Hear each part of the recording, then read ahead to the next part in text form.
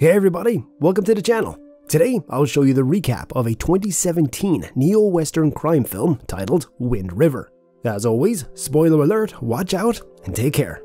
In the opening scene, we see a distressed lady walking through the snow. It is deep into the night and her bare feet show that all is not well. But whatever is in pursuit of her is still unknown to us. Sadly, she is finally overwhelmed by the cold conditions and collapses dead. We then cut to a new scene where we meet a professional ranger named Lamb. His job involves protecting people and their livestock from predators. Today, he is here to take care of some wolves to keep the sheep safe. The sheep are really nice as they gather to thank him for his kind gesture. He is finally done and boards his snowmobile ready for home. After riding for some time, his attention is caught by some traces of blood in the snow. He stops to have a sneak peek and bumps into the corpse of the lady that we saw at the beginning of the movie. He immediately identifies her as the girl called Natalie and calls out for the local sheriff while taking shelter at home. The sheriff in turn calls for help from the bureau. The bureau sends one of its agents closest to the scene, a lady named Jane, who flies to the location from elsewhere. She isn't well prepared for this weather, and Lamb takes her in to get her dressed. She dresses up for the cold, but when she walks out, Lamb is frozen for a minute after seeing her. She reminds him of his own daughter, who dressed up in those clothes some time back. However, she mysteriously died in the snow in a bizarre situation, just like the current Natalie did. The group then sets out for a scene on snowmobiles to collect more details and clues. On taking a closer look, they notice bloodstains around her pubic zone, signaling the possibility of a sexual assault. Lamb then takes her around the area to examine the tracks. Her tracks reveal that she had been running before collapsing.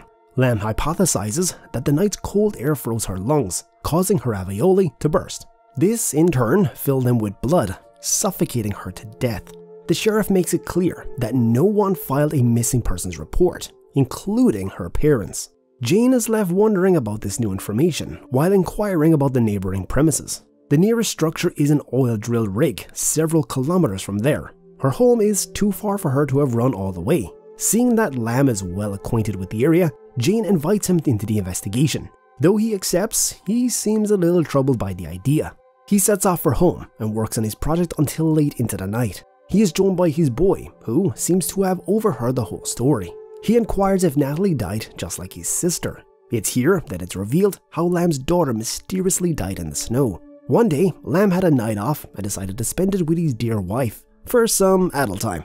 Their daughter took the opportunity to invite some friends over for a party. Unknown to her, some uninvited guests invaded the party. The rest is history, as her body was discovered days later in the snow. Unfortunately, it was not possible to get much out of it because it was heavily devoured by animals. It becomes apparent why Lamb is dedicated to the investigation, as he seeks to capture the perpetrators. The following day, Jane's team visits Natalie's family for questioning.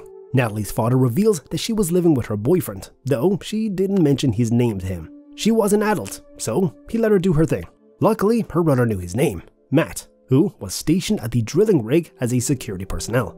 Later on, Jane meets Lamb, who is adamant about scouting the surrounding area for clues. The duo heads out on a snowmobile and, true to their instincts, discover a body in the woods not far from the other scene. The fingerprints are checked in a database, and, to their surprise, they match those of Matt, Natalie's boyfriend. The case takes a huge turn as it becomes more difficult as they continue digging into it. As evening approaches, Lamb takes Jane home to rest, and the duo converse. It is here that Jane learns of Lamb's daughter's case, and is torn apart by it. She feels sorry for him, and finally understands why Lamb is aggressive with the investigation. The following morning, Lamb pays Natalie's father a personal visit. Their shared tragedy gives him some advice from Lamb, who has since been trying to deal with it. He asks him to allow himself to feel the pain because that's the only way that he will get to relive Natalie's memories with him. He becomes curious as to why Lamb is staying close to the investigative team, and he finally opens up. He is there to find the perpetrator and promises to eliminate them when he finds them.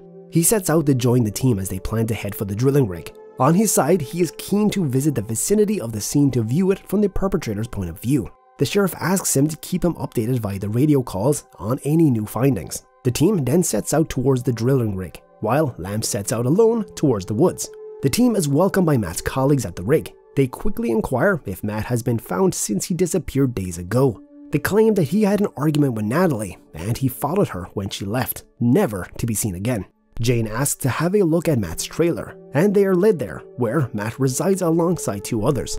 As Jane knocks on the door, the scene cuts back to days earlier, as Natalie knocked on the same door.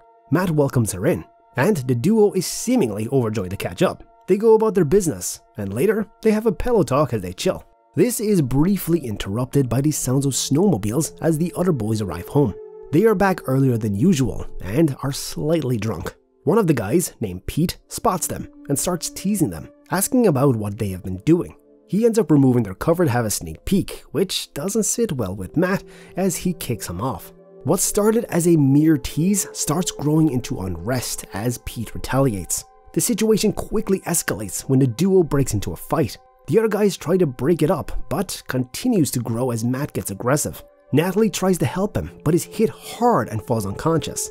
After they neutralize Matt, an idea hits Pete's head to quench his thirst for Natalie. Matt spots him and uses his remaining energy to tackle him once more.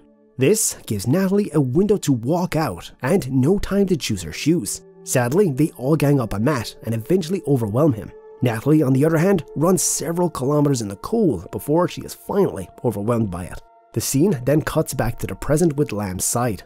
After patrolling the area, he realizes that the scene where they found Matt's body isn't far from the drilling rig. He instantly connects the dots and links them to his colleagues at work. He immediately calls the sheriff, asking him to step back from the guys.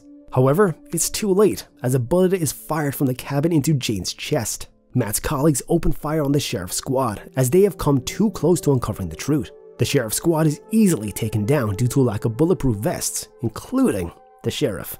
Jane has survived the bullet as she had a vest, but death comes knocking when the guys walk to her to finish her off. Out of the blue, well-articulated bullets start eliminating them one by one. It's Lam with his epic sniping skills, and he saves the day as he takes them down. Only Pete manages to escape and runs away. Lam reaches out to Jane and administers first aid for her wounds. She borrows his radio and calls out for a copter to pick them up. Meanwhile, she asks him to go after Pete, and Lam asks for one favor: not to bring him back. She gives him the green light, and he immediately goes after him. Pete is badly injured and is captured within no time. Lam offers him a deal to let him go free if he confesses his evil deeds. He acknowledges having assaulted Natalie and his group taking Matt out. Lam lets him free as agreed, but deprives him of his shoes. He is finally given a taste of his own medicine as he is forced to run off in the snow barefoot. After all, it turns out he isn't as strong as Natalie, as he collapses just meters away from Lam. He then goes to visit Jane and wishes her a speedy recovery. In the closing scene, Lam visits Natalie's father to break the news. The film ends with him keeping company and talking to him about moving forward.